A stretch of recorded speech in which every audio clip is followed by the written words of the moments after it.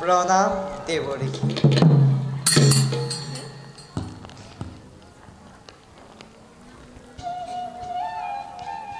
সমগত নিপতিসকল আৰু পূজনীয় ঋষিমুনিসকল আপোনালোকৰ উপস্থিতিত আনন্দিত এই কুন্দিল নিবাস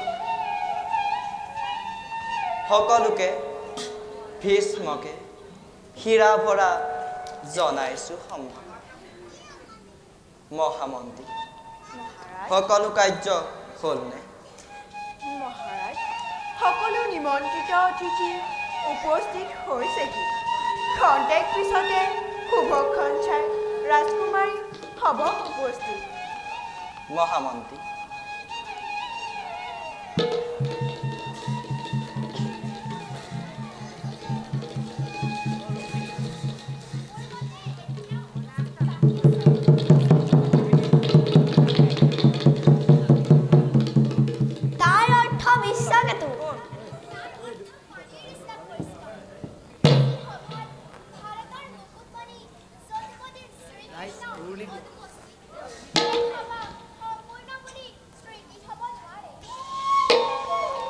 যদুপতি শ্ৰীকৃষ্ণ নহাৰ কাৰণে আমি দায়ী নহয় আৰু তাৰ কাৰণে স্বয়ংবৰ সভা বন্ধ থাকিব নোৱাৰে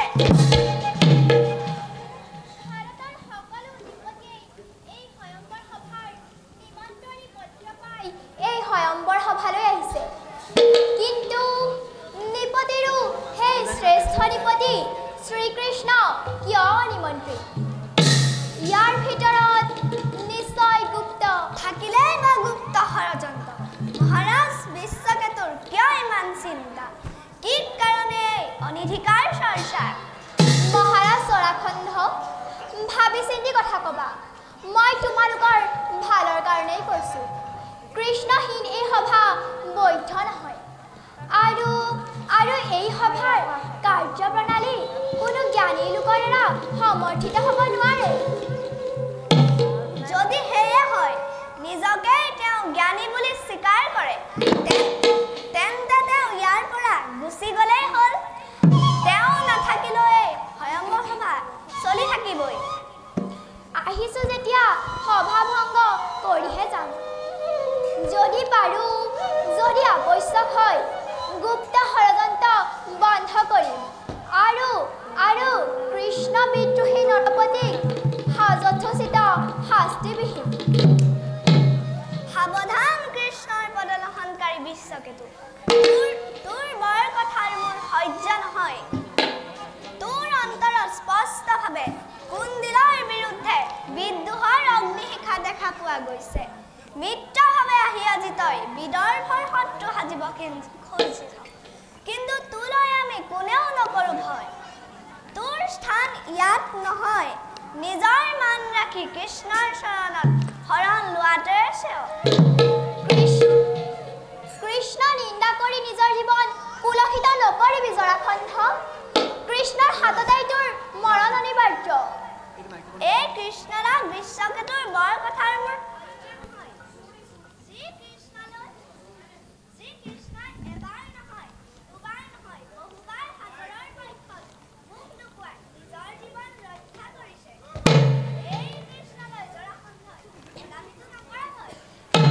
কৃষ্ণ সমবীৰ নাই এই ভাৰতত কৃষ্ণৰ আগততো তই সামান্য প্ৰতংগহে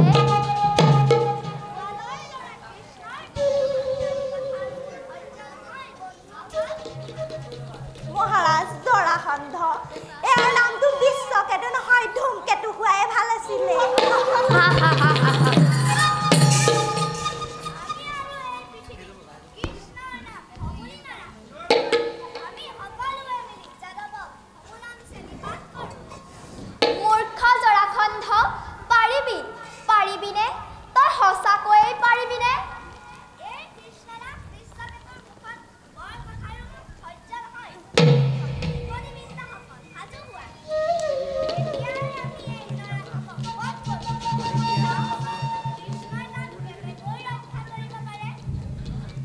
প্ৰস্তুত অস্ত্ৰটোল বিশ্বকেতুৱে অকলেই শত শত কৃষ্ণ বিদ্ৰোহীক নৰপতিক জমপুৰলৈ পঠাবলৈ সমৰ্থ হ'ব। ক্ষান্ত হওক নৃপতিসকল, ক্ষান্ত হওক,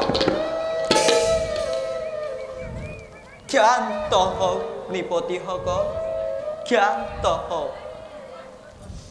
মই সকলোকে কৰজোৰ কৰি মাতিছোঁ,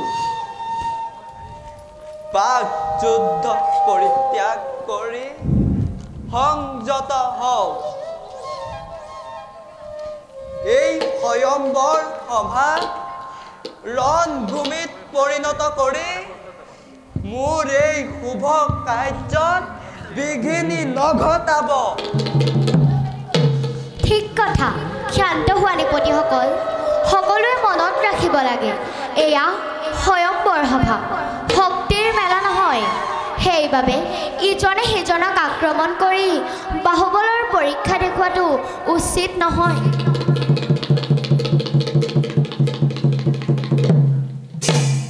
সভাসদসকল, সকলোৱে নিজ নিজ আসন গ্ৰহণ কৰক। ৰাজকুমাৰী আহি সম্ভসভাত পাইছে।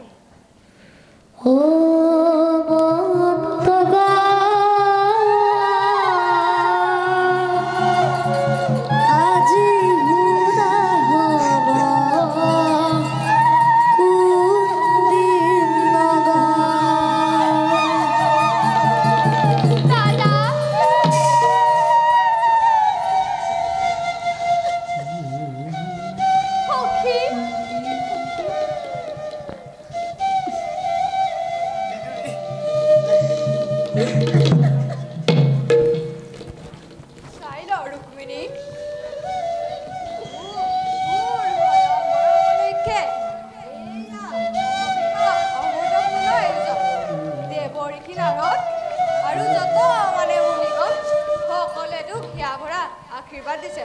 যা ৰুক্মিণী।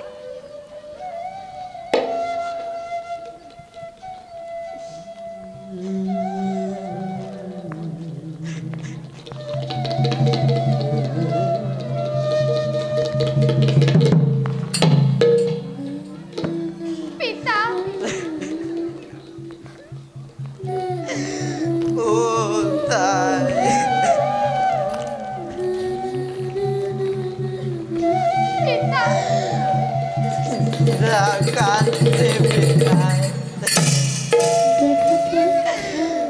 কইনা সন্তান হলে আনৰ কিহলৈ যাব লাগিব।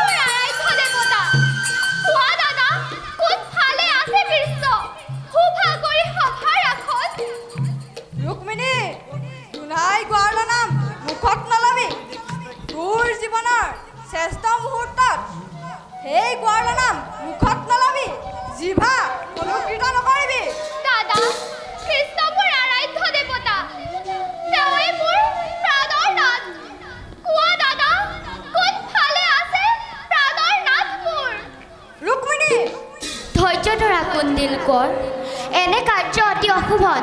স্বয়ম্বৰ সভা চোৱাচোন কোনফালে বলিছে বতাহ।